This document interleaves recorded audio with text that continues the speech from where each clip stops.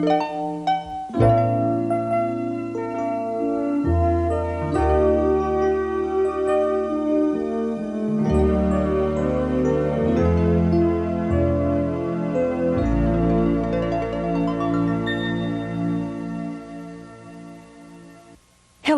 I'm Estelle Getty.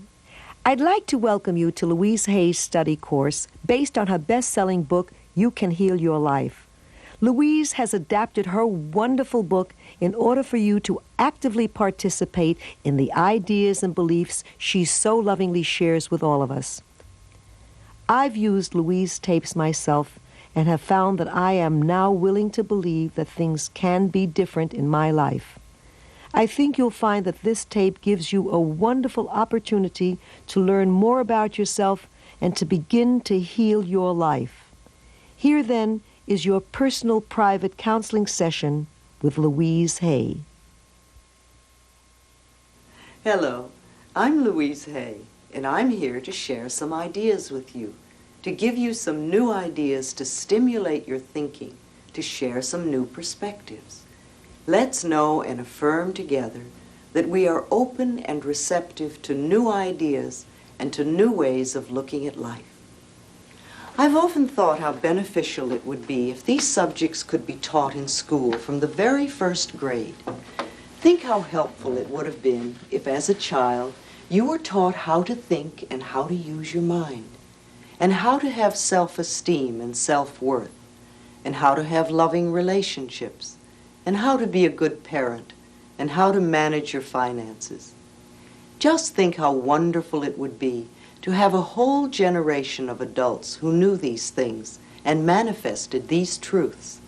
Were you taught any of this as a child? I think not. So let's share some of these ideas now, because it's never too late to learn. This is always the right moment. You see, I believe that life is really very simple. What we give out, we get back. And what we believe about ourselves becomes true for us. Our thinking creates our experiences. There is a law of thinking like everything else, like all of nature. There is a universal energy or law of mind or subconscious mind, whatever you want to call it. But to me it means the power that is within me and around me transforms my thoughts into experiences. You see, I believe that we are all responsible for everything in our lives. Every thought we think and every word we speak is creating our experiences, our future. And it's almost as though every time you think a thought or you speak a word, that universal intelligence or energy is listening or responding to what you are thinking or believing or saying, without judgment or criticism, totally accepting us at our own value. Whatever we choose to believe becomes true for us. You see, when we are little, we learn what to think about ourselves and what to believe about life from the adults around us. And when we grow up, we have a tendency to recreate in our emotional life the emotional environment we had as a child. Now, this is not good or bad or right or wrong. It just means that is what we believe to be true for us. And we also have a tendency to treat ourselves the way our parents treated us. We scold and punish ourselves in the same way. You can almost hear the words if you listen. And we love and praise ourselves in the same way if we were loved and praised as children. We also have a tendency to create relationships in our personal lives that were either the relationships we had with our mothers or with our fathers, or that they had between them. Think about how many times you've had a relationship in your life that was like your parents, either your boss or your lover or your husband or wife. This is not in any way to blame our parents, because we're all victims of victims, and nobody can teach us anything that they don't know.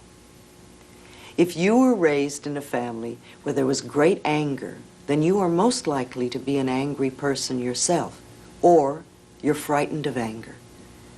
If you were raised in a fearful family, then no doubt you look at life through fearful eyes. Besides, you see, I believe that we choose our parents. I think we decide to incarnate upon this planet at particular points in time and space. And we come here because it's like a classroom. We have lessons to learn. You have your lessons and I have my lessons. And so before we come each time, I believe we choose our sex, we choose our color, we choose our country. And then we look around for the perfect set of parents that will mirror the lessons and patterns we came to work on. We choose these people as the perfect mirror for our work. Then most of us, when we grow up, have a tendency to point our fingers at our parents and say, "You did it to me, it's all your fault." But really, if we're all responsible for everything in our lives, then there's no one to blame.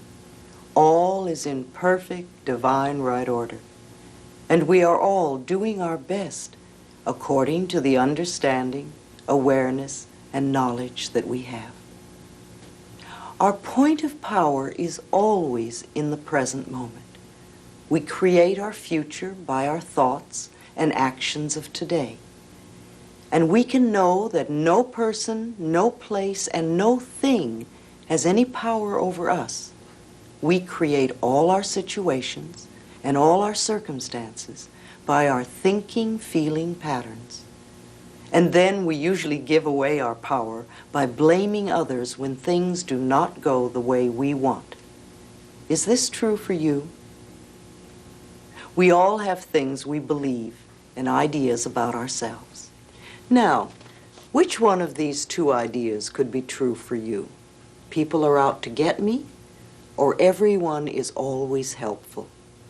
If you really believe that people are out to get you, then you're going to have those sorts of circumstances in your life. However, if you choose to change that belief to everyone is always helpful, then you will find that wherever you go in life, people are there to help you. Now, wouldn't it be better to think that way? We all have a lot of foolish ideas about life and what we believe ourselves. And we have so many rigid rules about how life should be lived. But you see, we can't really do anything about the past. That's all done now. And everything you have experienced in your life up to this moment, you have created by your thoughts and your feelings and your beliefs of yesterday, last week, last month, last year, 10, 20, 30, 40, 50, 60 years ago, however far you go back. However, I repeat, the point of power is always in the present moment, which means that what you are choosing to begin to think right here and right now is going to create tomorrow and next week and next month and next year. The past has no power over us. The point of power is in this present moment. And we can begin to be free right here and right now. We do choose our own thoughts. We may not think so, but we do. It seems to me that almost everyone on this planet, myself included, and everyone I've ever worked with, is suffering from self-hatred and guilt to one degree or another. The more of it we have, the less our life works. And the less of it we have, the better our life works. It's like the bottom line for almost everyone that I know is, I'm not good enough. And we often add to that belief, and I don't do enough, and I don't deserve. Now, if we have a very strong belief in our subconscious mind, which to me is right here in the gut, that I'm not good enough and I don't deserve, then it's going to be extremely difficult for us to create a life that really works in all categories. Now you see, no matter what the circumstances, we are only dealing with a thought. I don't believe in giving power to outer effects. We may think that being broke is the problem.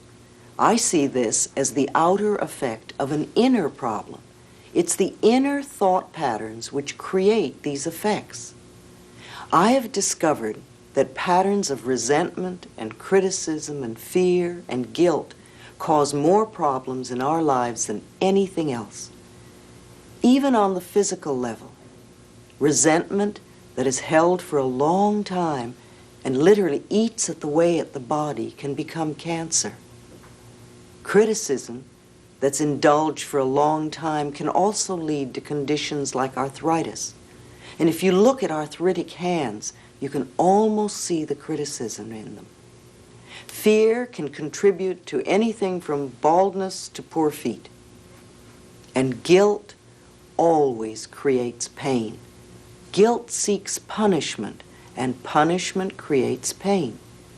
So if someone comes to me that is in chronic pain, I know they're dealing with old guilt patterns. Love and joy and forgiveness are the big healers. They all come from the heart. The heart represents love, and the blood in the body is joy. So a normal, healthy heart lovingly pumps joy throughout the body, nourishing all the cells and organs, creating a loving, joyous atmosphere for the cells to do their work in. If a heart has lost its ability to express love and joy, the forgiveness will open the door. Most of our problems come from blaming others, from not taking responsibility for ourselves. And as I said, if it is true that we are all responsible for everything in our lives, then there's no one to blame, not even ourselves. And every outer experience is only a mirror of our inner thought patterns. Now, this may be a new way of looking at life, because most people like to think that it's all their fault. It's the economy, or it's a husband, or a wife, or a boss, or it's because we don't have money, or it's whatever. But really, all those things out there are mirrors of what we think and believe inside. For instance, if everyone is always criticizing you, if you're a person that goes around saying, everybody's always criticizing me, then what I want you to realize is that it's your pattern to be criticized. Somewhere inside of you, and you may not be aware of this, there is a belief, and it probably comes from your childhood, that you deserve to be criticized. And so because of your belief and because of your pattern, you pull people into your life who are critical. And sometimes you can even attract people who normally are not critical, but because they are with you and the vibrations that you're giving out, you will pull the criticism out of them. The other thing about this is, if people criticize you a lot, it's quite possible that you are very critical. And because what we give out comes back to us, then the criticism you're giving to other people, or perhaps to yourself, is being reflected by the people around you. So one of the first things I like to do with people when there is a problem is to have them begin to say, I am willing to change the pattern in my consciousness that is creating this condition. I'm going to repeat that because it's very important. When you have a problem you wish to change, begin by saying to yourself, I am willing to change the pattern in my consciousness that is creating this condition. This simple sentence begins to get things moving. The universal power, the universal energy, the law of mind, your subconscious mind, is constantly responding to every thought you think and every word you speak. So the moment we make the smallest shift in consciousness, our experience begins to change. It's your pattern, it's my pattern. We all have patterns we're working with. And as I said, most of the patterns we have come from the time we were 3 to 5 years old. These are our beliefs about life, our life scripts. However, we can change our attitudes towards the past and these life scripts. We are never stuck. You know, it's really very foolish to punish ourselves in the now because of some hurt in the past. To be hurt once is one thing, but then to continuously punish ourselves because of it is very sad and very unfulfilling. It's important that we dissolve resentment now because it can cause so many problems in the future. I've often said that to people. Do it before we're under the threat of the surgeon's knife. You see, then we have to deal with panic too. It's much easier to do it now. We have a choice of choosing to be a helpless victim and really believing it's all hopeless. And if we do, the universe will support us in that belief. And then all we do is go down the drain. Can you see how powerful we are? Our thoughts create our experiences. If I want to think that I'm unlovable, then I will be lonely for the rest of my life because I will prove my beliefs. However, if I want to change that belief into thinking that I am always surrounded by love and my life is full and rich, then that is what my life will become. My life will have to become a mirror of my inner experiences.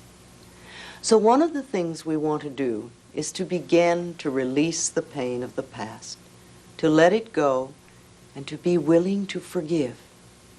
Do you know, the Course in Miracles says that all illness comes from a state of non-forgiveness, and that whenever we are ill, we need to look around to see who it is we need to forgive.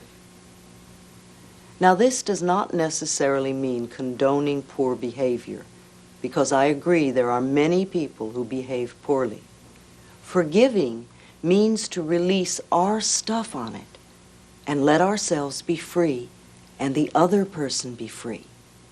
We understand that the people who mistreated us are also in pain, that they are doing the best they can, coming from the knowledge and awareness and understanding that they have at that particular point in time and space. I've learned over the years that there is only one thing to teach, and that is love.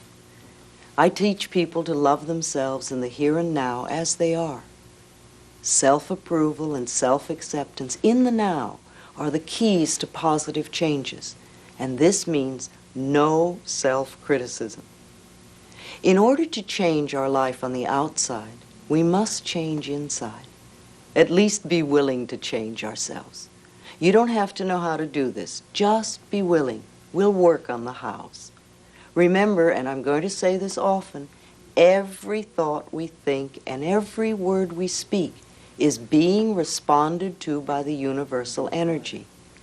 So the moment we say we're willing, it's amazing how the universe begins to help us. It brings us what we need. You see, there is a part of you that is ready to make an enormous change, and this is why you have created me in your life. With the use of this tape and the ideas I'm sharing with you, you have the opportunity to go over and over this tape, and each time you do, you're going to find a new idea to work with. And each time you do, you're going to look deeper into yourself, and quite the contrary to what you may have believed in the past, you are going to find incredibly beautiful treasures within you. First of all, we need to figure out what the problem is. I can't. Oh, I know. You think you know the problem. You don't care for the weight of your body, or you have an illness, or you can't get your money act together, or you're lonely, or you have a relationship that's not working, or you don't like your job, or you want to do something very different, or many things. But to me, these are all outer effects of an inner thought pattern that is creating them. And if we spend our time just looking at the outer effects and working with those, the moment we fix one, we'll create another one, because the inner belief is still there and saying that we don't deserve on some level.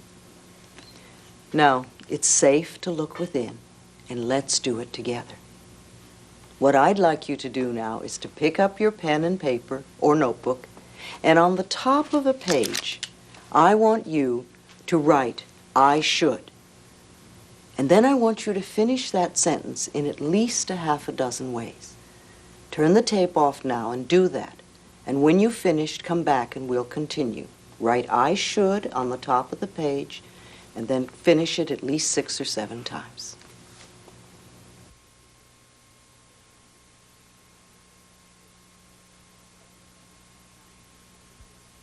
All right, Now that you have your list made, what I would like you to do is to read off each one on the list by itself, saying, I should. And then my question to you is, why? This is not to make you wrong in any way, but just to have you look at something in a different way. So you may say, I should get up early in the morning. My question is, why? And then I want you to look inside yourself to find the answers. Do this with each should on your list. If you can do this exercise with a partner, even better. When you're finished with the list and made a note of your answers so that you remember them, then come back to me and we'll go further.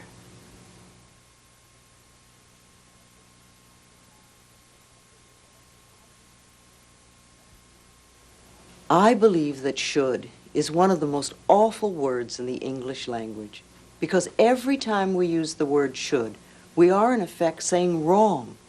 Either you were wrong, or you are wrong, or you're going to be wrong. And I don't think we need to be made wrong. I think we need to be right, or at least come from a position of choice, because all of life is choice, and we want to be aware of that. So I would like to take the word should and put it in the wastebasket, or throw it in the fire, or in the trash, or whatever you want to do. Remove it from your vocabulary forever. And replace it with the word could, because could gives us choice.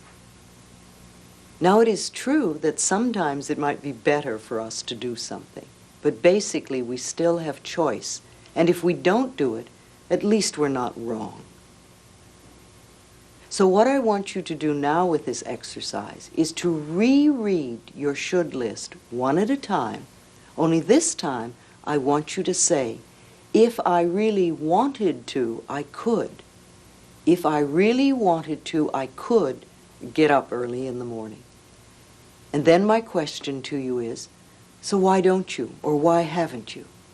And again, this is not to make you wrong, but to let you look at your shoulds and see how you really feel about them. So again, you can turn the tape off for a few moments and go through this process. If I really wanted to, I could. And so why haven't you? And when you've finished, come back.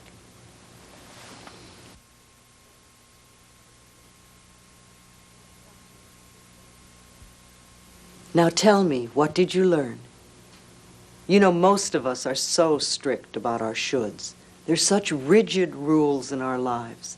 And most of them have to do with things that we either don't want to do, or we don't like to do, or are not us. And we find often when we go over this should list that we've been angry at ourselves for years because we don't do something that we don't want to do to begin with, or it was never our idea, or it was someone else's should. Perhaps the reason you've not done something on your should list is because you were afraid to do so. Now, instead of being bad, we find that you are only frightened. And this is a very different issue to work with. See, I like to take things off the should list. In fact, I like to remove them completely. What we can do is have them be choices. We could do them if we really wanted to. And if we're not doing them, then we probably don't want to do them, and we don't have to do them. So let's not try. Let's not berate ourselves. Let's not belittle ourselves for it anymore. This one little tiny exercise can show us so much about ourselves. So what can be dropped now from your should list? The next thing we want to do is to see where we are on the ladder of self-love. Now, I'm not talking about vanity and arrogance, because that is not love. That's a form of fear. I am talking about respect and acknowledgement for this beautiful being that we are. What we want to look at this point is how we do not love ourselves. And we do this by scolding ourselves, by criticizing ourselves, by creating pain for ourselves, emotional and physical. We don't love ourselves by mistreating our bodies. Sometimes we misuse food or alcohol or drugs. Sometimes we don't love ourselves by believing that we are unlovable, or by procrastinating, or choosing people that mistreat us. And sometimes we don't love ourselves by creating debt and burden. And sometimes, well, we all have so many ways. What are your ways of not loving yourself? Think about that. Make a note of it. You could again turn off the set and make a list of the ways that you do not love yourself.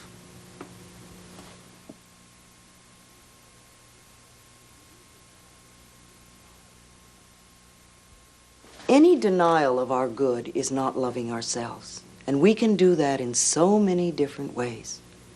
You know, I once had a client who wore glasses and often wore contact lenses, and we weren't even working to improve her vision, but we were working to release some old pattern in her life that was really limiting her. And one day we had a big breakthrough, and the next day when she got up and she put on her contact lenses, they were bothering her. So she took them out, and her vision was absolutely clear. She could see everything perfectly. And she spent the whole day saying, I don't believe it, I don't believe it, I don't believe it. And the next day, she was back to wearing her lenses. You see, the universe will back up whatever we say. And when good comes into our life and we deny it, this is an act of not loving ourselves. And we literally push it away. Sometimes we have a partner who's tired or grouchy, and we think that something's wrong with us. Or our marriage ends, and we believe it's all our fault, and that we're not good enough. Or we have 1 or 2 dates with somebody and they never call again, and again we think something is wrong with us. Sometimes we're afraid to ask for a raise, or our bodies may not match the latest fashions, and we think we're not good enough. Or we don't make the sale, or we don't get the part, and we think we're not good enough. Or we may have a fear of intimacy, and so we wind up having no sex or anonymous sex. How do you express your lack of self-esteem? Think about it. It's not that we're wrong or bad people. It's just that we're looking at what we'd like to change. And we all have things about us that could be changed if we want to make our lives work better. When we were little tiny babies, we knew the perfection of our being. We knew how wonderful we were. You look at any tiny baby and you see how wonderful they are. They're full of love and they're full of life, and they ask for what they want and they express their feelings freely. When a little baby is angry, not only do you know it, the entire neighborhood knows it. And yet, 2 minutes later, their smile can light up a room because they express and it's over. And they always live in the now. And they reach out and ask for what they want. They're fabulous little babies. And they love their bodies from the top of their head all the way to the tip of their toes. They have no shame and no guilt. And they're not into comparison. And each one of us was like that. Then somewhere along the line we lost it. We listened to other frightened or angry people and believed what they told us. Where did you lose your love for yourself?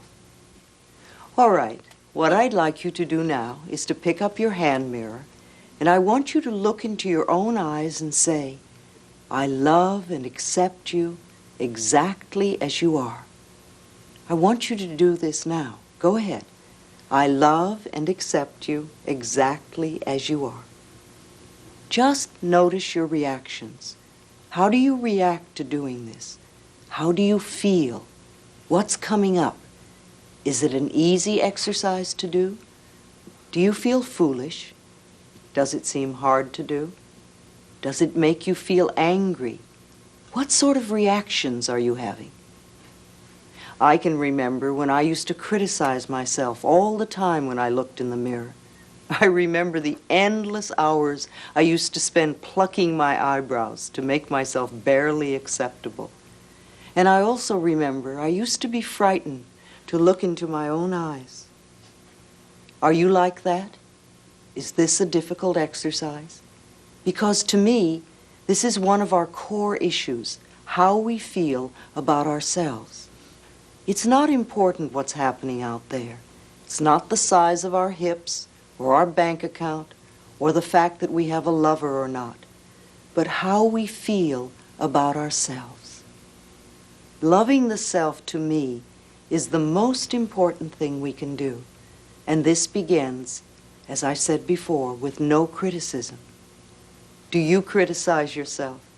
Oh, I've heard all the answers. Well, of course. I mean, how am I going to change if I don't?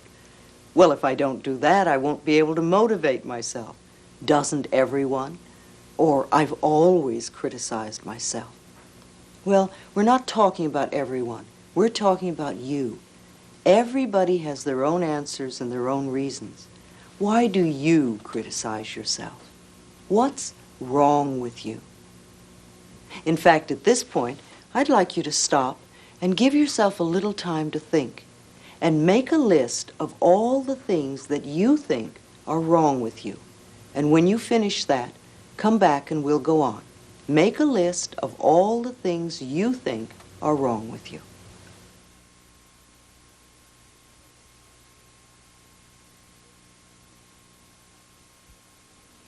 You will get the most out of this tape and the work we do if you allow yourself to take the time to do the exercises between the explanations. Now, let's talk about your list. Think about your list. Is it full of too short, too tall, too young, too old, too stupid, whatever? It always seems to be a lot of twos. And look at this list and notice, does it go with your should list? Are the items pretty much the same? See, it sounds to me like you're saying, I'm not good enough. And here we are again at the very bottom line, not loving ourselves. And this, to me, is the only real problem we have. Now, the next question is, where does this come from? Where do we get those ideas? How did we go from the perfection of a tiny baby who knew how wonderful it was to the feeling of being unlovable and unworthy and not good enough? You know, I like to think of us all as being like a rose. If you think of this flower, this gorgeous rose, from the time it is the tiniest little bud, as the petals begin to open, till it becomes a full blossom, till the last petal falls, a rose is always beautiful, always perfect, and ever changing. And this is the way we are. We are always perfect wherever we are in life. And we want to see ourselves that way in the here and now. Yes, of course there are things we want to change. We all have things we want to alter in our lives. But it doesn't mean that we're bad people. We don't have to come from a space of being wrong. So in order to release ourselves from the belief we have about ourselves that are limiting, we want to examine the past. We want to see what these blocks are. If we don't see them, there's no way we can remove them. So we look and we see what they are. What are the beliefs? What are the concepts? What are the ideas that are limiting us? And then we remove them. To me, it's rather like mental house cleaning. All of us have to clean house periodically. Some of us do it more often than others. But there comes a time when you really must clean the house, or it becomes impossible to live in. And I think it's the same thing with our mental houses. We need to periodically go through and do some house cleaning and toss out the old rubbish or the things that no longer suit us or no longer fit us. And we want to polish up those ideas that are positive and good and that nourish us and use them more often. You know, it really can be almost as easy as scraping bits of food off a plate into the trash after a meal. Now, you wouldn't go into yesterday's garbage to make tonight's meal. But how often do we go into yesterday's mental garbage to create tomorrow's experiences? The next exercise I'd like you to do is make a list of all the things your parents said were wrong with you, all the negative messages you got. Again, turn the tape off and give yourself a bit of time to really let things come up, things that were said or implied about your body, things that were said about your abilities, things that were said about love and money and your creative talents, and things like that. And of course, I know that your parents also said some wonderful things to you. But what we're really looking for are the negative messages that are probably still sitting in your subconscious mind. At this point, when I do this exercise in a workshop, it's interesting how the energy of the room usually begins to go down and people start to get very depressed. Now, you don't have to do that. You can look at this very objectively and just see what the messages are. Make your list of negative messages that came from your parents, verbal or implied, and do that now and then come back.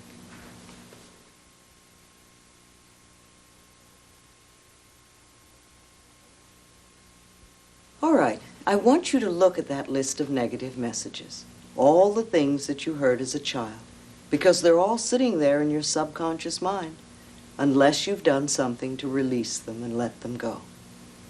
Try to be objective about it. And when you see something that creates a feeling within your body, let yourself say, oh, so that's where this belief came from. And realize that you're finding a treasure. Because if you don't know where this came from, you'd just be operating on automatic for the rest of your life and wondering why things aren't working for you, or wondering why you're always having the same experience. Well, I know why you repeat negative experiences. You're creating them because of some belief in here, and that belief came to you when you were very little. Not only from your parents, but now if you'll dig a little deeper, you'll find that it came from other sources too. So again, I want you to continue this list of negative messages and look for the other negative messages you heard as a child, mostly before the age of 10. Things that you heard from your relatives, from teachers, from friends, from authority figures, from the church. Take some time to do this, and as you're doing it, notice your body. Notice how your body is reacting and feeling. Make your list now of negative messages from other sources.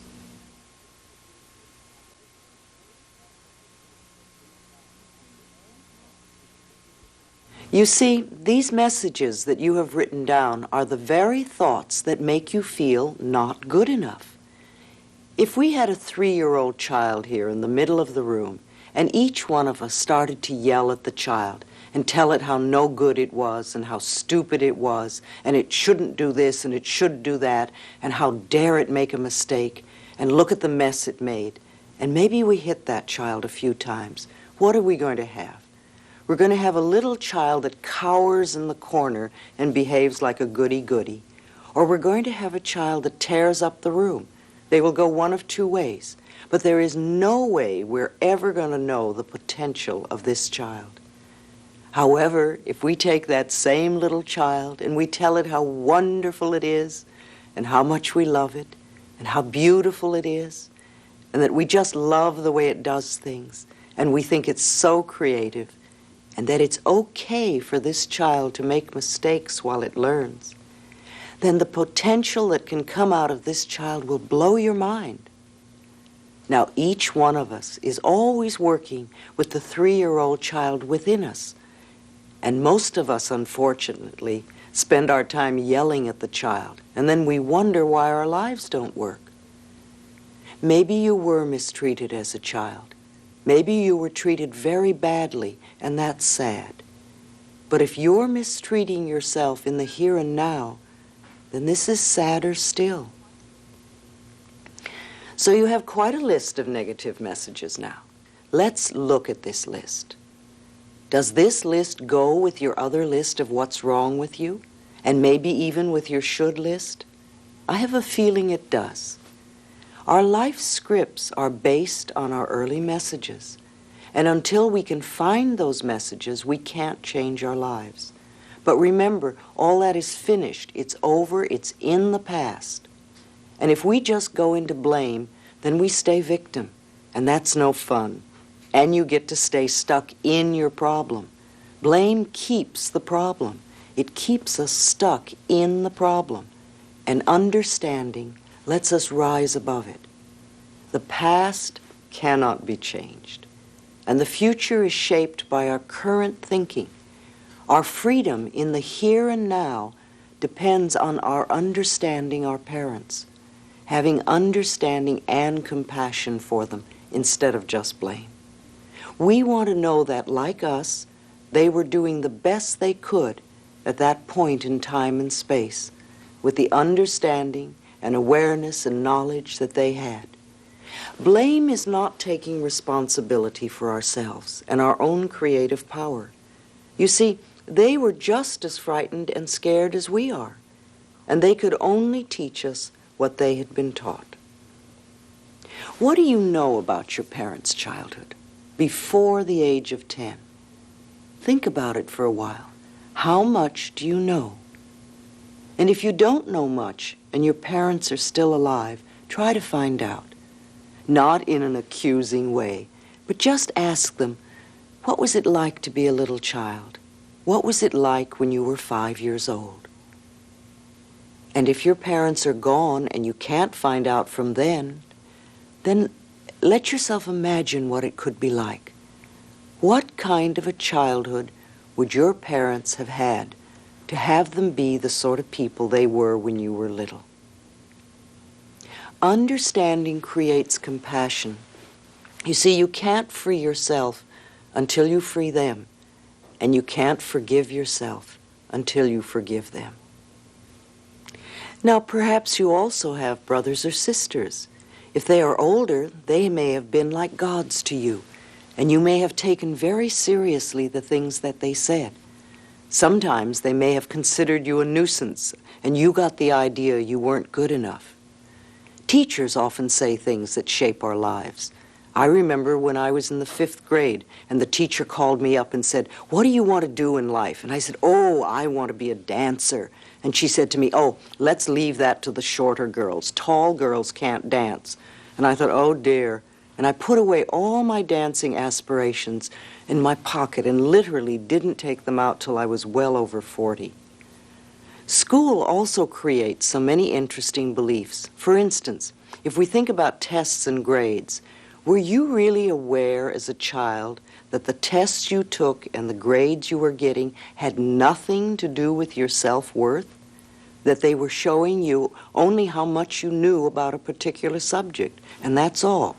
And most of us go through life reacting to the fear that we had as children when we had to take a test. We thought it had to do with whether we were good enough or not. When you were a child, your friends were just as mixed up as you were and had their own misinformation and may have taught you much nonsense, or they may have said things that were very cruel. You had neighbors. What did the neighbors say? What did they think? Were you afraid of them?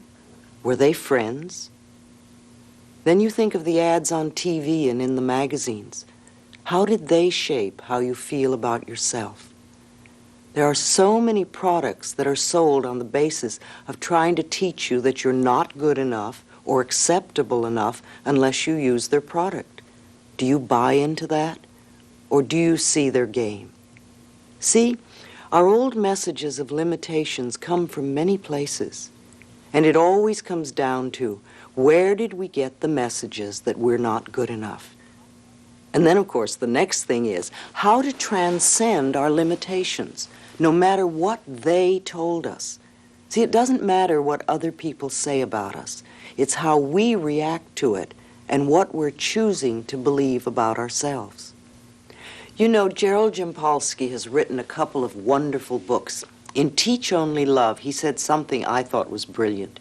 He said, if you want to increase your spiritual growth as quickly as possible, or if you want to get out of a problem as quickly as possible, choose to think only happy thoughts. You see, you can only think one thing at a time.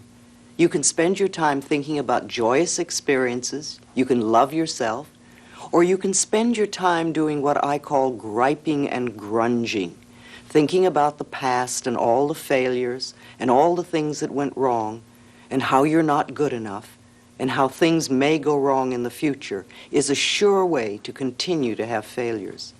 But that's not the way to create a wonderful life. Loving yourself and thinking joyful, happy thoughts is the quickest route you can take.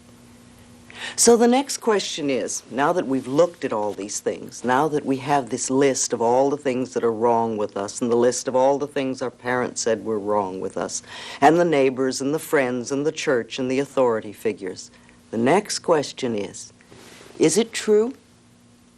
Look at your list. What do you still believe is true for you? Is it really true?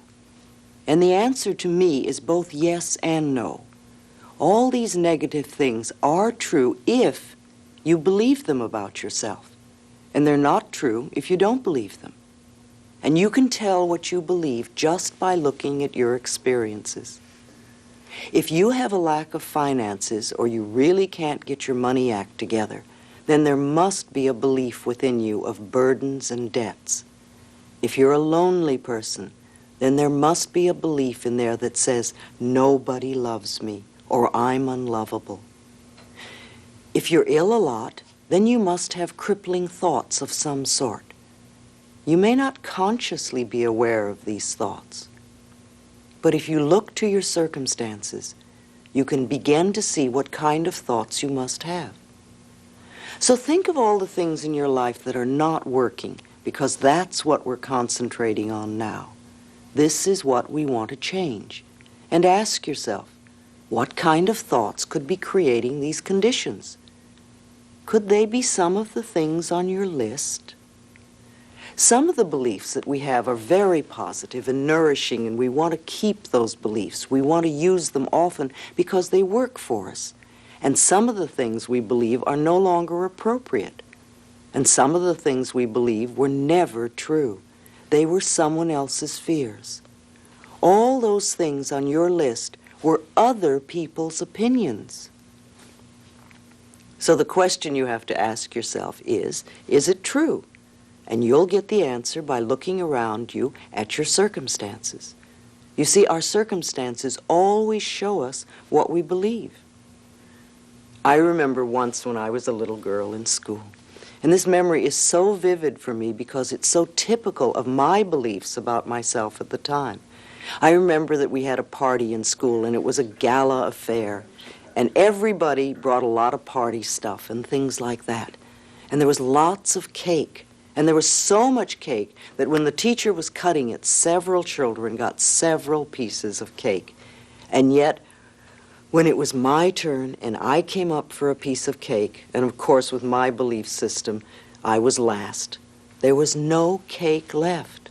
And all the children who had cake all the time and who believed that it was their right to have cake were having lots of cake. And I, who never had cake and believed that I was not good enough and did not deserve any, there wasn't one piece left for me. It's a perfect example of how we create our circumstances by our beliefs. You see, if you grew up in a family where you were told all the time that it's all your fault, then you're going to go around feeling guilty most of your life and probably saying, I'm sorry all the time, or you will manipulate others through guilt. If you have a belief that nobody loved you, then you're either going to have no romances or you'll probably have very short romances. If we go around saying, well, that's the way I am, or that's the way life is, that's expressing a belief. And perhaps it came from other people's opinions. It's not true for us, or it is true for us, depending on how we accept it. Stop accepting their limitations. We always have another way of looking at life. You know, many people get up in the morning, and if it's raining, they look out the window and say, oh, what a lousy day. Well, it isn't a lousy day, it's a wet day.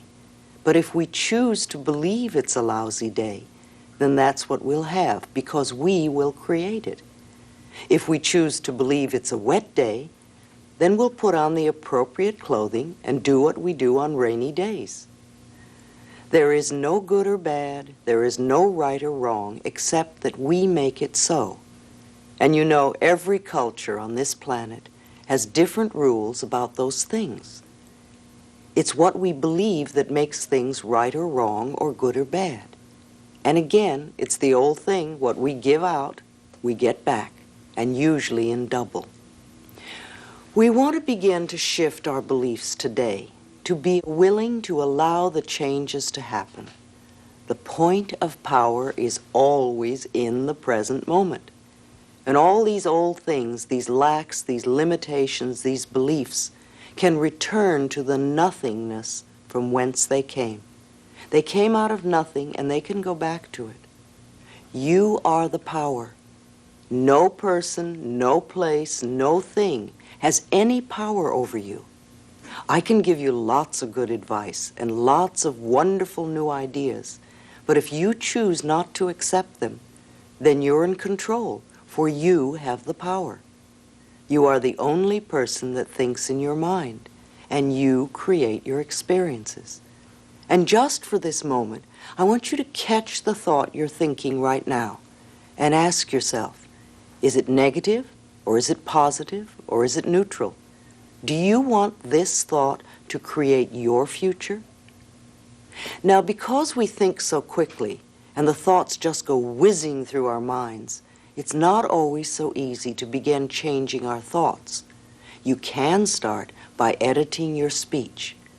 Begin to listen to what you say, and don't say anything that you don't want to become true for you. There are literally billions of thoughts that you can think, and infinite numbers of things that you can say. Make these be nourishing thoughts. Pick thoughts that create nourishing experiences for you. Don't waste time thinking thoughts that create problems for you and then try to fix the problem. That to me is foolish and a waste of time. One of my very early teachers used to say often, there is not something to do, there is something to know. Because truly, when we change our thinking, we change our experiences. All right, so what do we do now? Well, I think we can decide to change. That, to me, is the most important thing now. Oh, we can throw up our hands in horror and give up, or get angry, or feel that it's all helpless and hopeless. But these are old and useless ways of handling things. If we think, oh, it's hopeless, so why try, because at least I can handle the pain, and I know what that is, well, that's just getting stuck and staying in the same old place. And you certainly have the choice of doing that, but you don't have to. And getting angry about circumstances, well, to me, that's like sitting in a corner with a dunce hat on. You know, something happens and we get angry, and something else happens and we get angry. Do anything about it. Do you know that people who commit suicide do so because they won't change their minds?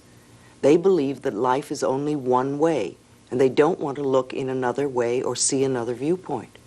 They refuse to believe there are other possibilities, and so they leave the planet instead. Getting angry or upset continuously because things aren't working, again, is sort of foolish and a wasted energy.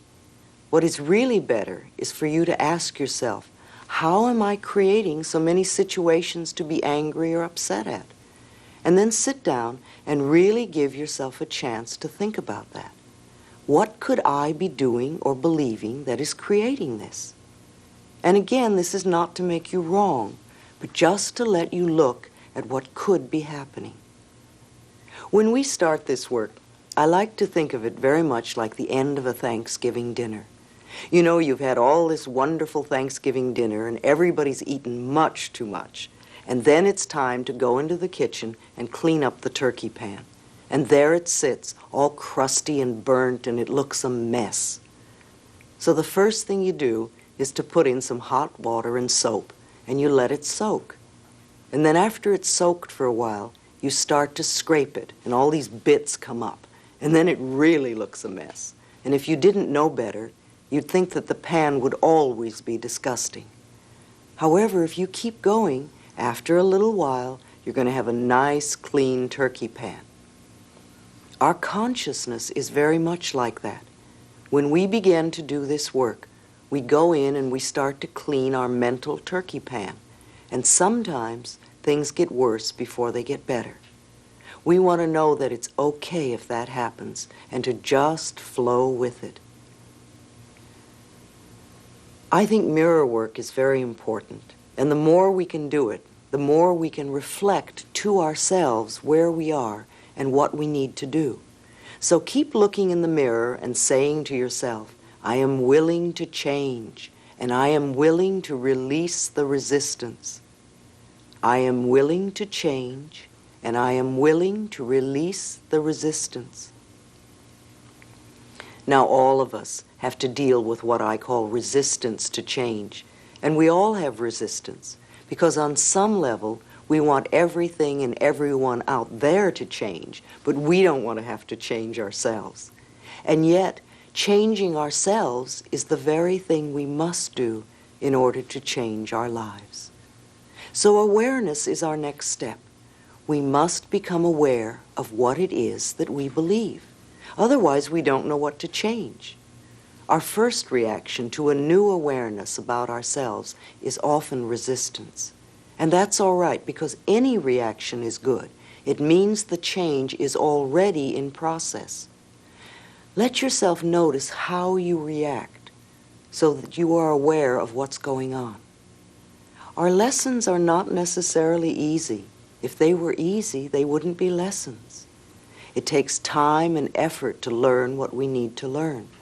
So don't demand instant change. Let yourself do it step by step. It will get easier as you go along. Too often we get impatient and we want to do things right now. Impatience is only resistance to learning. It means you want the goal without going through the process. You know, we can sit here and say, I want to be in the other room. And we can even demand and insist that we are in the other room right now. But we don't want to make the effort of getting up and going one step at a time in order to get to the other room. And we can sit here for days and keep yelling and insisting we want to be in the next room, and nothing will happen except that we get frustrated. However, if we make the effort and take the steps, no matter how small, one by one, before you know it, we will be there. Keep noticing what is going on in your body and what form your resistance may be taking. It's fascinating to watch how the mind works and learns. And the thing we resist the most is often that which we most need to learn. If you keep saying, I can't or I won't, you're probably referring to a lesson that is important to you. Think for a moment. What do you think you came to this planet for? What is your lesson? What did you come to learn? And what did you come to teach? I do not believe you came here to be miserable or to be unfulfilled. I believe you came here to be fulfilled and to give of yourself to others. We are all teachers and students. We are learning and we are teaching. You could ask yourself that question before you go to sleep tonight. What did I come here to learn? And what did I come here to teach? Let's look now into how we resist, because all of us resist change in some ways. We have so many ways to do this. There are many nonverbal ways. All sorts of things, like we could leave the room, begin to do something else, start flipping through a magazine, or pretending we don't hear. We also use assumptions, such as it won't do any good, or they won't let me, or they won't understand. Or we may have beliefs that are part of our resistance, like it's not done, or I can't do that, or it's too much work. And then, of course, there's always them. We use them as our excuse for resistance. We give our power to them, and we say things like, my husband or wife won't let me, or the stars or the cards are against it, or my doctor says no, or they have to change before I can, or it's against my religion or my beliefs. Or we put our changes on hold by saying, I'll do it later, or the time isn't right, or after I move. We might use fear as our resistance. I might get hurt, or what will the neighbors think, or I would rather die first, or I'd rather be divorced first, or I'm afraid to tell my husband or wife or boss. Don't all of these excuses add up to saying, I'm really not good enough? Many of you may be taking notes to give to your friends. You know exactly how to change them. Leave your friends alone. When we first begin to get some insights on how our minds work and how we can change, we want to run around giving our friends advice on what they can do to change their lives. We say, do you know what's wrong with you? And this never works. They will not listen to you unless you change your life first. The only way we can teach is by example. When we have made our own changes, then our friends and our families will come to us and say, you're so different, what have you done? And then they'll be glad to listen and maybe even try what you have done. When I first began teaching, I was not really practicing these principles, and my students didn't make too many changes in their lives. And it wasn't until I began to practice and to live that which I was teaching that I really began to help other people. So hold down your enthusiasm and don't run around trying to heal all your friends. Do your own mental work and heal yourself. This will do more good for those around you than anything else. Besides, we can't learn other people's lessons for them. They must do the work themselves, and they won't do it until they are ready. The student must come to the teacher, or it won't work. Now and then someone will ask me to go and call or see their friend who needs help, and it doesn't work that way. The person must ask for help themselves, or they're not ready to change. Once in a while, someone would get a lesson with Louise as a present, and I stopped accepting those people as clients, for it was a waste of time. Either they would not show up, or be late, or get nothing out of the session. When the student is ready, the teacher always appears. We all want our families to accept us just as we are. Well, remember, what we give out, we get back. So if you want love and acceptance from your family, then this is what you must give to your family. When you are willing to accept them exactly as they are, then they will begin to accept you exactly as you are. We must be willing to practice what we want to have. The golden rule is ancient. It was never created to make us into goody-goody people. It was showing us a principle of truth. Give unto others as you would have them give unto you. Let's use the mirror to check our resistance level. Look into your eyes and say, I am willing to change. I am willing to change. Are you hesitating? Do you feel that it's not true? What is the belief that's in the way? Remember, it's only a thought, and a thought can be changed. Don't let this thought stop you from becoming free. We are looking for the real problem, not just the outer effect or issue. We create habits and problems to fulfill a need within us. When we can find a positive way to fulfill that need, we can release the problem. Willpower and discipline don't work to make permanent changes. See, if you're overweight and you diet, you can have all the willpower and discipline in the world. You can be really strong, and for months you may not eat one mouthful of food that you shouldn't eat. And the moment you drop your willpower and discipline, bloop, there's the weight again. It's because you haven't dealt with the real issue. You've only worked on the outer effect. The real issue with weight is usually fear, which creates fat for protection. And you can fight fat all your life and never get to the real issue. And you would probably die believing you were not good enough because you couldn't lose weight. Your need to feel safe could be fulfilled in a more positive way. Then the weight would leave by itself. So let's look a little deeper. If you're having problems with the last affirmation, I'm willing to change, then do this one. I'm willing to release the need for this problem or resistance. Let go of the need you have. Now, procrastination is another form of resistance, of saying you're not good enough.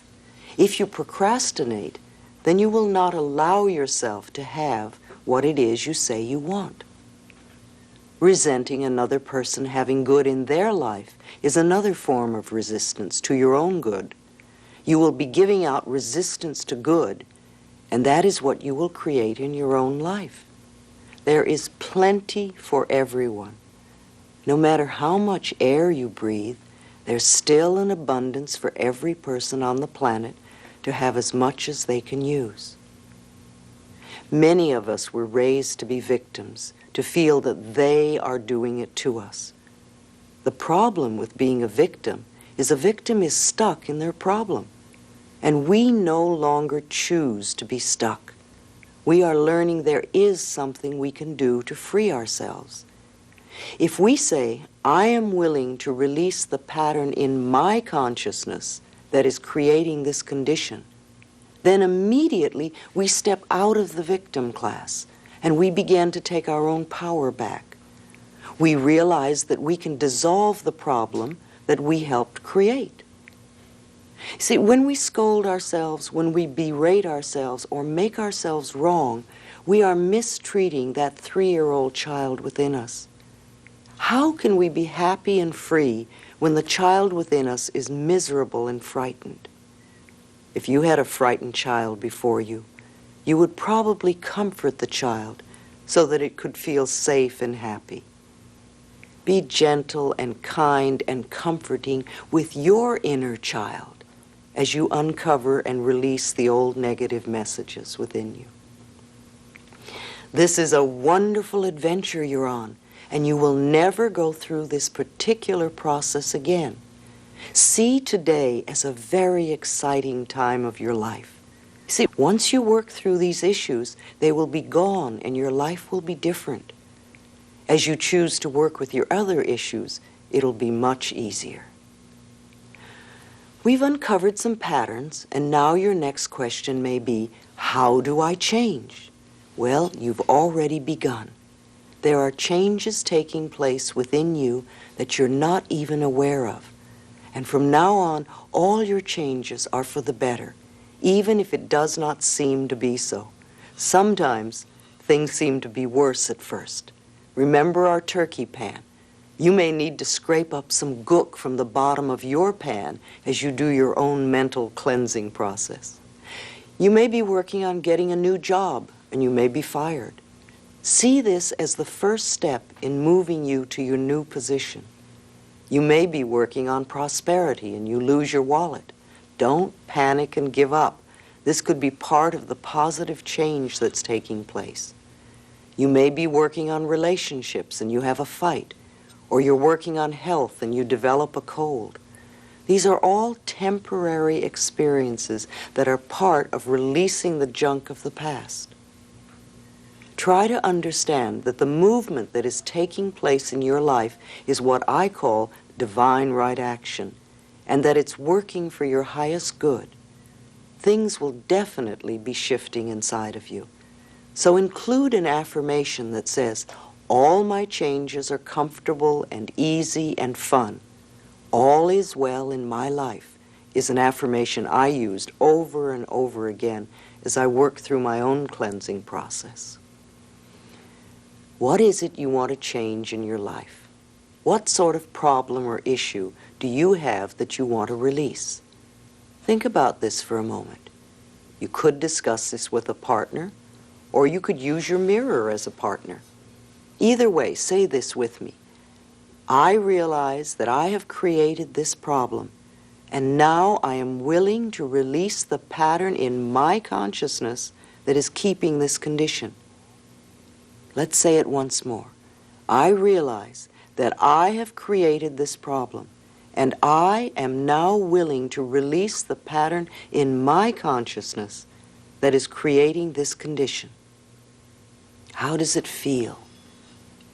Are you really ready to step out of the bondage of the past? Or is there still resistance and hesitation? Don't wait until you figure out how to do this. Just have the willingness to let go.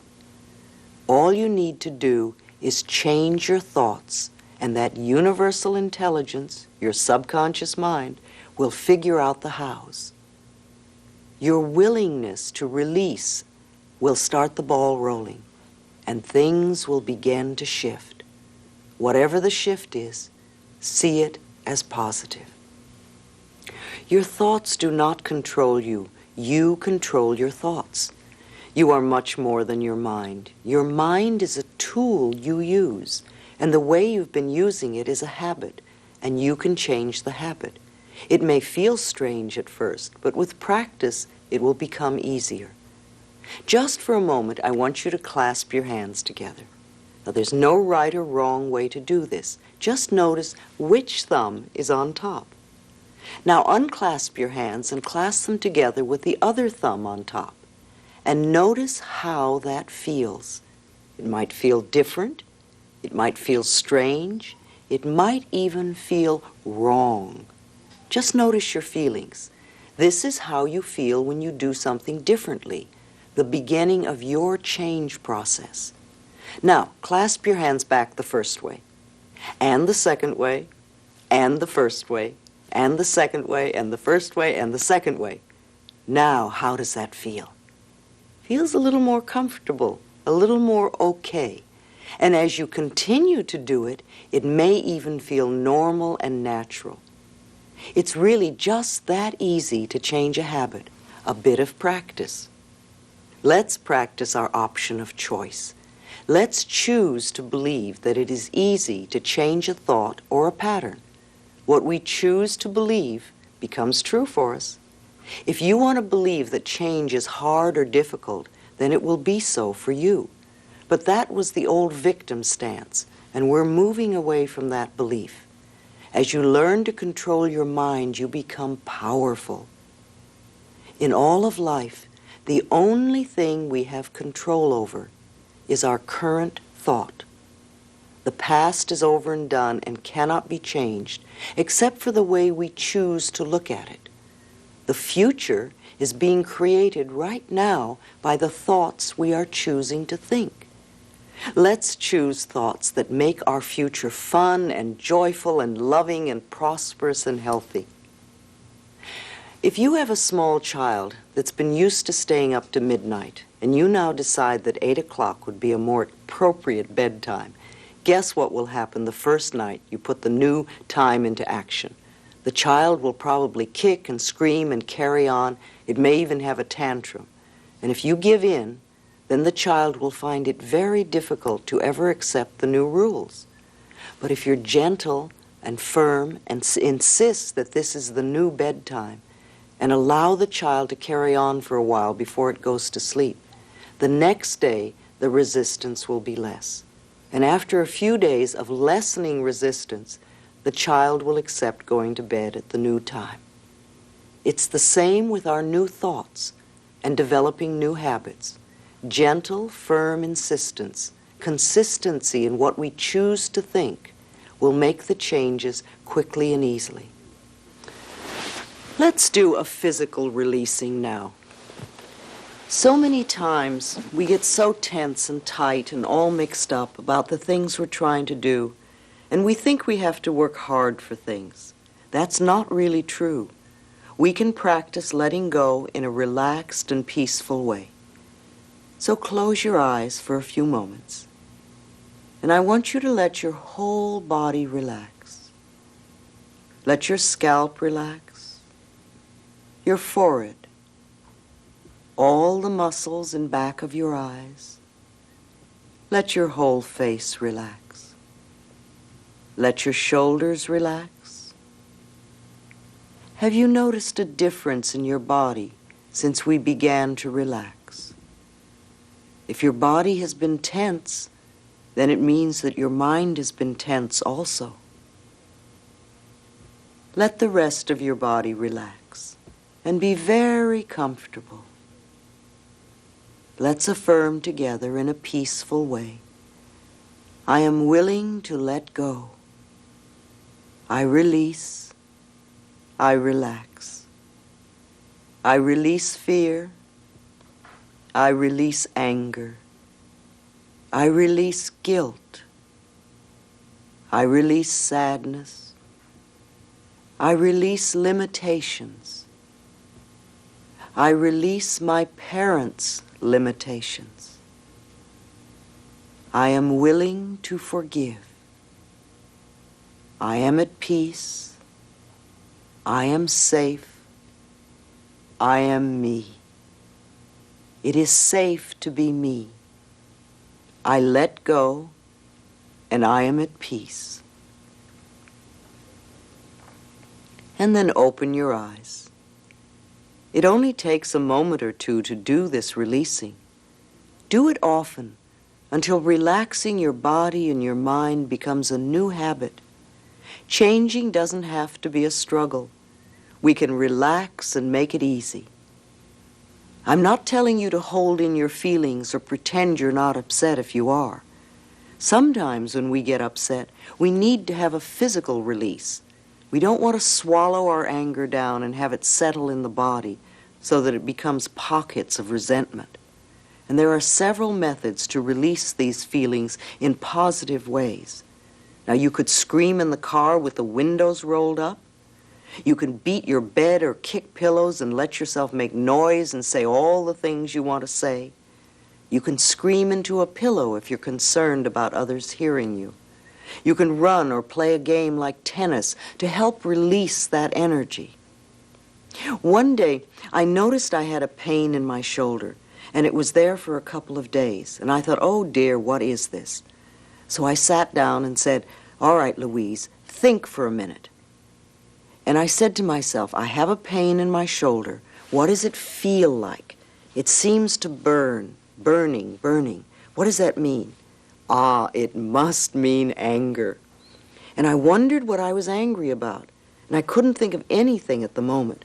So I got out a couple of pillows, and I started to really beat on them with all my might and make angry sounds. And by the time I'd hit the pillows about 10 times, I knew exactly what I was angry about. It came right to the surface.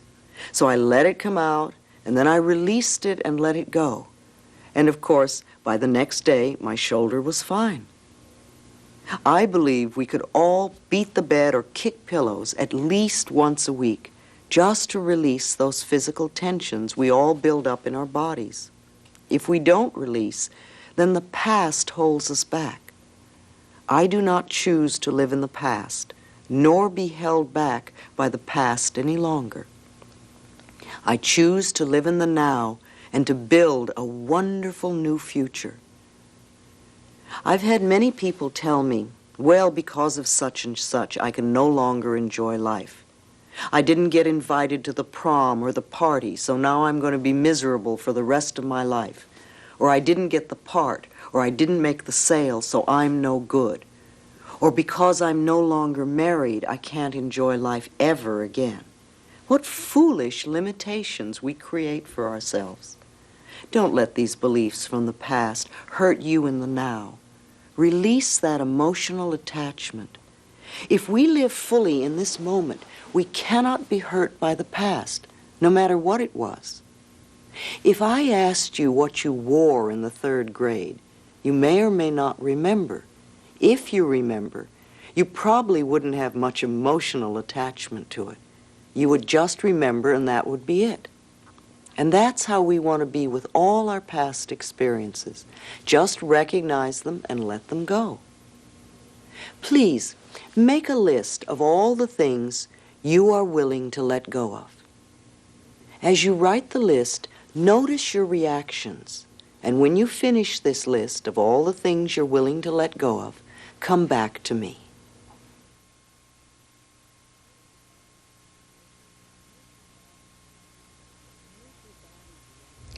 How is your body reacting to the things you said you were willing to release?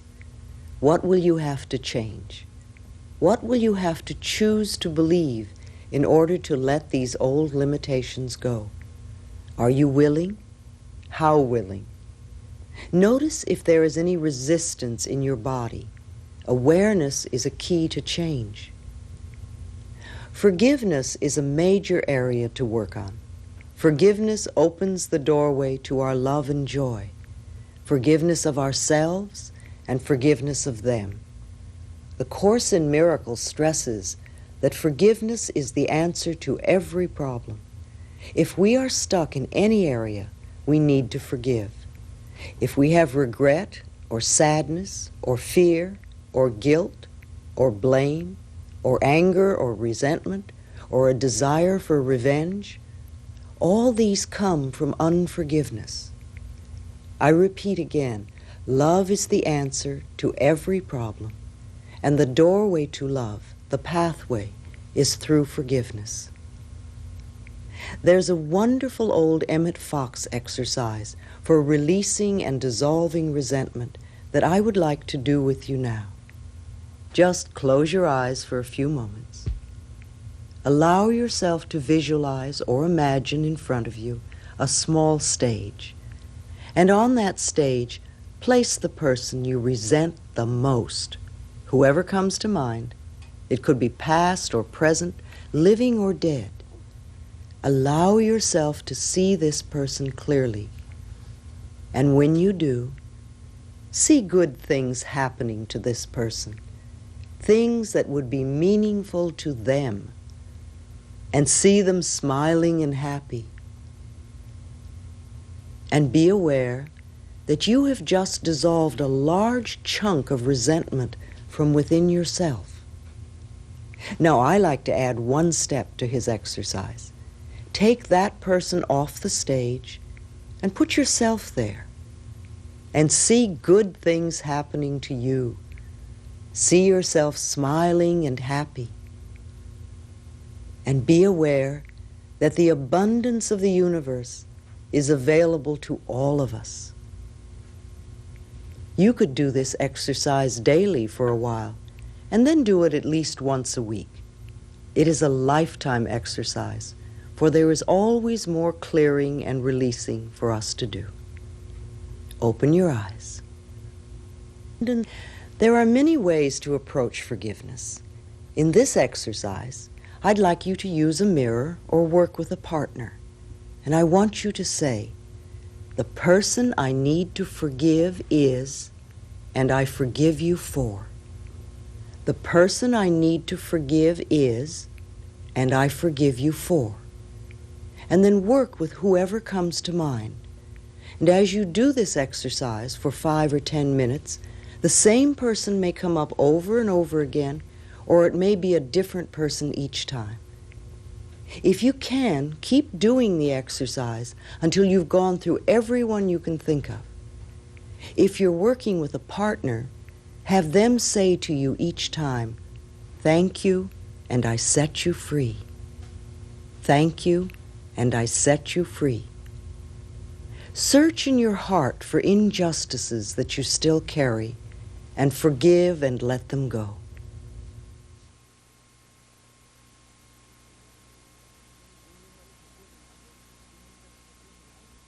When you have forgiven other people, begin to forgive yourself. Say, "I forgive myself for," and do this out loud if you can, remembering all the things you want to unburden yourself of. I forgive myself for.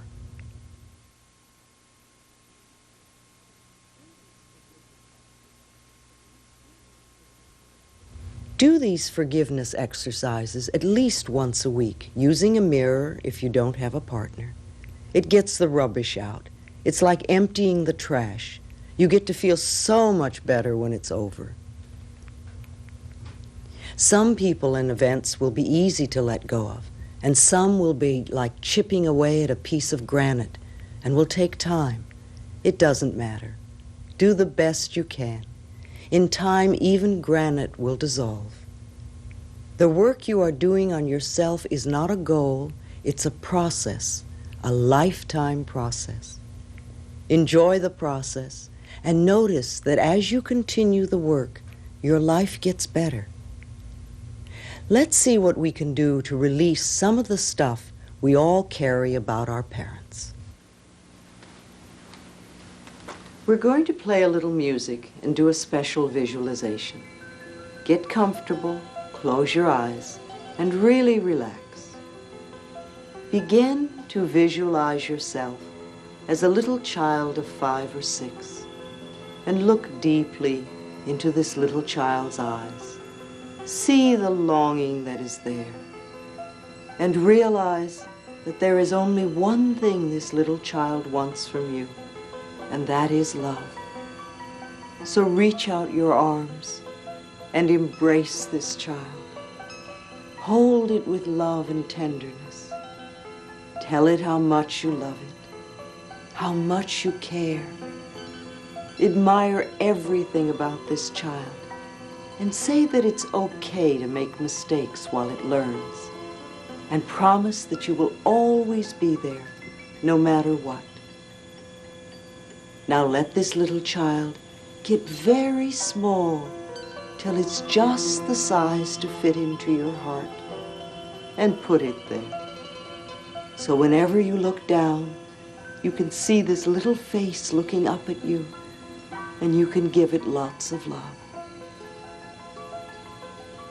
Now visualize your mother as a little girl of 4 or 5, frightened and looking for love and not knowing where to find it. Reach out your arms and hold this little girl and tell her how much you love her, how much you care. Let her know she can rely on you to always be there, no matter what. And when she quiets down and begins to feel safe, let her get very small till she's just the size to fit into your heart, and put her there with your own little child, and let them give each other lots of love. Now imagine your father as a little boy of 3 or 4, frightened, crying, and looking for love. See the tears rolling down his little face as he doesn't know where to turn. You have become good at comforting frightened little children, so reach out your arms and hold his trembling little body. Comfort him, croon to him. Let him feel how much you love him. Let him feel that you will always be there for him. And when his tears are dry, and you feel the love and the peace in his little body, let him get very small, just the size to fit into your heart, and put him there, so those 3 little children can give each other lots of love, and you can love them all. There is so much love in your heart that you could heal the entire planet. Just for now, let's use this love to heal you. Feel a warmth beginning to glow in your heart center, a softness, a gentleness, and let this feeling begin to change the way you think and feel about yourself. You are love. You are worth loving. Know that. And when it feels comfortable, come back to the room.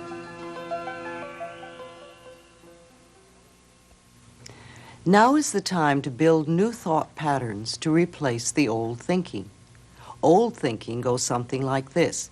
I don't want to be old. I don't want to be fat. I don't want this job. I don't want this lover. I don't want this house. We have been taught to fight the negative, thinking that by fighting the negative, the positive will automatically come. It doesn't work that way. How often have you lamented something?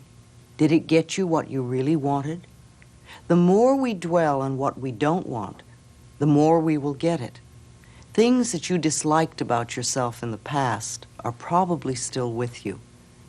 What you put your attention on grows, so let's put our attention on what we really want. Concentrate on what you do want to have or be. Turn all your thoughts into positive affirmations. Learn to think this way. Take I don't want and turn it into I am or I have. I hate my job gets you nowhere except stuck in that job. I now accept a wonderful new job will begin to open channels in your consciousness and in the universe to bring a new and better position your way. Bless what you have with love and release it. Then affirm what you want in positive ways. Don't put your affirmation in the future. Work in present tense. Instead of saying, I'm going to have or I want to have, say, I have or I am. Always be in the now. I am eternally young. I have a slender body. I now accept a new job. I have a wonderful relationship. I see myself moving into a beautiful new home. These affirmations give your subconscious mind something to work on in the now. Love yourself in the now. Forgive yourself in the past. Love yourself in the now. You will find if you practice this, it will be like having a magic wand to work with. Your whole life will transform. And when you love yourself, you get to feel good too. You can't really love yourself without self-approval and self-acceptance. This means no criticism of yourself whatsoever. I can hear the objections immediately. That's just the old mind doing its chatter. Go beyond it. Say to your mind, thank you for sharing. Now, pick up the mirror again, and looking into your eyes, say to yourself, I love and approve of myself exactly as I am. I love and approve of myself exactly as I am. Is it a little easier to say it now that we've done the other exercises, or is it still difficult? This is the main issue to concentrate on. If it's easier to say now, keep going. It'll become a real pleasure, and your life will improve all the time. If it's still difficult to admit love for yourself, then practice. Remember the thumbs.